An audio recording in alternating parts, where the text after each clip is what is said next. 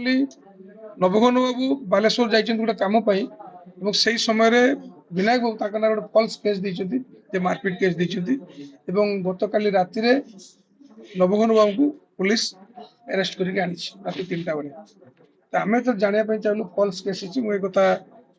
IC सहित कथा SP महोदय सहित कथा डीआईजी सहित परामर्श कर समस्ते एश्योरेंस देइछन्ति जे यार छानबीन हम कहीं ना नवघन बाबू जो समय घटना घटी से बालेश्वर थे कल दिन 5टा बेले से बालेश्वर फिर फॉल्स केस विनायक बाबू पिला धारणा पुलिस यार प्रॉपर एनक्वारी करू जो मैंने भूल काम कर दंड दि जाऊ जो मैंने कौन भूल कम करूना प्रति अन्याय अत्याचार हम ना पॉलिटिकलिज्म आम करने दबा ना फॉल्स केस को आम प्रमोट करवा ना कौन भावुଛନ୍ତି ଆପଣ ଏଟା ସରକାରୀ ଦଳର ଏକ ଚାଲ देखो निश्चित भाव गत ପ୍ରଶାସନର ଏଟା ଦୁର୍ବଳତା ହେଇପାରୁନି କଣ ଭାବୁଛନ୍ତି देखो गत थर जो नवघन केस देला केस से जन एससी कास्ट लोक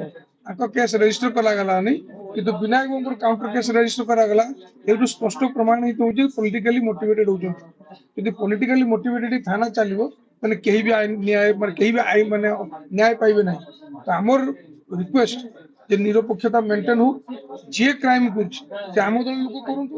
भारतीय जनता पार्टी लोक करूँ क्राइम कहारी फेवर हवा कथा नहीं समाज समाज क्राइम विरुद्ध रे क्राइम कहीं क्या पेट्रोनेज देवा कथा नुहे सुस्थ समाज गठन क्राइम ठार दूर को दूर रहा पड़ो पॉलिटिकल पेट्रोनेज हवार आवश्यक नहीं।